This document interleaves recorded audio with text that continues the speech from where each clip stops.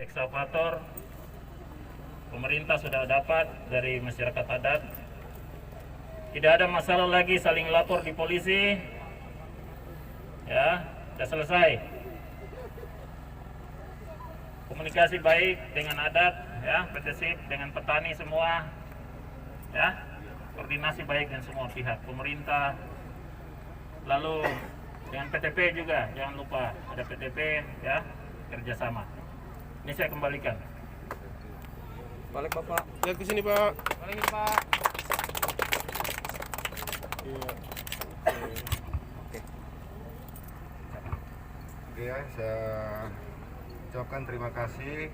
Secara simbolis saya menyerahkan bibit sawit ini kepada Dewan Adat Kerong dan Yumnawaigir. Tandanya bahwa program peremajaan itu adalah juga tanggung jawab adat. Tidak hanya pemerintah dan PTPN atau petani, tapi juga tanggung jawab adat. Maka atas nama pemerintah Kabupaten Kerom, saya Peter Gus Bager, Wakil Bupati Kerom, secara simbolis menyerahkan bibit sawit. Tanda bahwa pembibitan di Kampung Yamta mulai sore hari ini kita lanjutkan sampai sukses. Amin. Adat agar mendukung berkoordinasi komunikasi yang baik untuk dukungan atas lokasi pembibitan ini. Terima kasih. Balik Bapak, balik sini, balik. Geser sini Bapak, geser. Itu celah. Kepada saudara kita, anak-anak nusa bangsa yang ada di Tanah Kerom, lebih khusus di Arso. Kita buka kembali itu karena adat menghentikan pekerjaan ini, dan kita lakukan negosiasi ini hampir 3-4 bulan terakhir. Baru hari ini janji saya penuhi bahwa duduk bersama dan saya kasih jalan ini. Tugas saya tidak mau ada ribut-ribut. Saya tidak mau Kerom ini tidak stabil. Ada konflik loh, ya? Iya, Kita boleh. mau menjelang pilkada. Petani maupun masyarakat adat ini adalah masyarakat saya. Jadi saya harus hadir sebagai orang tua untuk menyatukan mereka. Oke, Bapak mungkin ulang lagi luasnya. 242 hektar. Terima kasih Pak. Ya. Adalah tentang sistem kepemilikan tanah adat di Papua. Itu sebagian besar yang kita anut secara kebudayaan itu termasuk Kerom, itu sistem komunal. Sistem kepemilikan komunal ini dia berlangsung turun-temurun. Jadi tanah-tanah adat ini sebenarnya bukan hak milik seseorang. Itu yang kenapa biasa ada benturan pembangunan di Papua. Karena sistem ini itu dianut oleh seluruh daerah di Papua. Sehingga kita kadang melihat adat itu menghalangi pembangunan. Sebenarnya tidak, karena mereka sendiri memiliki norma tatanan hidup yang membuat kita harus masuk ke dalam untuk lebih dekat dan melihat itu. Lalu tugas pemerintah adalah menjembatani semua konflik, persepsi, nilai, norma, dan kepentingan ini sehingga ada jalan keluar. Kita tidak bisa melihat perspektif adat, persepsi adat dari luar. Lalu kita menganggap adat itu menghalangi pembangunan, menghalangi peremajaan. Sama sekali tidak. Buktinya hari ini mereka bisa hadir dan mengatakan dukungan untuk proses pembibitan di lahan ini akan berjalan. Hanya tinggal bagaimana kemampuan pemimpin melakukan negosiasi sampai kepada mediasi. Hari ini proses mediasi terjadi tanpa ada satu konflik yang berarti. Ini adalah peran pemimpin, peran pemerintah.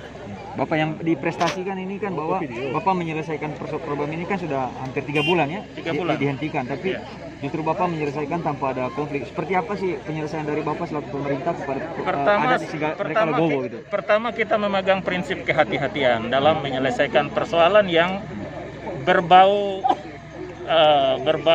kepentingan adat. Ini biasanya perlu kehati-hatian, apalagi terkait masalah lahan, kepemilikan lahan. Ini di mana-mana itu memakan korban jiwa. Kita belajar dari kemarin di Jayapura. Bagaimana ketika pemerintah gagal untuk mengkomunikasikan informasi, ini akan terjadi clash. Kita tidak mau di Kerom seperti itu. Kita tidak mau, karena peran adat dan pemerintah ini penting untuk menjaga stabilitas wilayah. Sehingga selama 3 bulan bisa lihat di sana Ini saya melakukan pertemuan bukan satu kali pertemuan, sehingga terjadi pertemuan hari ini. Ini negosiasi ini secara resmi, secara tidak resmi kita lakukan baik di dalam ruang pertemuan maupun di luar ruang pertemuan. Dan ini harus konsisten. Pemimpin harus konsisten. Untuk menuju kepada hasil hari ini kita butuh konsisten. Kita harus percaya dengan apa yang kita lakukan. Bapak mungkin sedikit menjelaskan kepada kami terkait lokasi ini dulu seperti apa sih sejarahnya? Lokasi ini sebenarnya adalah awalnya adalah HGU yang menjadi wilayah operasi PTPN 2 Kebun Arso. Lalu dalam skema PIR Perkebunan Inti Rakyat itu ada skema yang namanya skema kredit yang dibebankan kepada setiap petani pemilik anggota dari program PIR. Dalam skema itu sampai jangka waktu tertentu ketika kredit itu selesai, HGU yang dari tadinya milik PTP itu dibalik nama menjadi milik pribadi seluas 2 hektar lahan sawit. Jadi ada hak kepemilikan itu kepada petani. Dalam proses awal itu adat tidak terlibat. Dari HGU tiba-tiba jadi sertifikat, di situ yang mereka bicara. Maka tugas pemerintah adalah bukan mempersoalkan itu, tapi bagaimana tujuan besar dari jalannya hidupnya program perkebunan sawit ini tetap jalan. Kita tidak bisa bilang ini salah dan ini benar. Atau di satu pihak misalnya pihak pertanahan bilang ini tanah sudah tanah sertifikat, adat nggak boleh kita dengar, ini nggak bisa juga. Karena action di lapangan ini berbeda dengan kita bicara secara teori. Nah, itu fakta yang kita alami. Tidak hanya di Kerom, ini seluruh tanah Papua seperti ini. Hari ini kan sudah resmi pembibitan sudah bisa dilakukan. Selaku wakil Dilanjutkan bupati, kembali. apa pesan Bapak kepada para petani maupun para perusahaan yang akan melakukan pembibitan besok ini, Pak?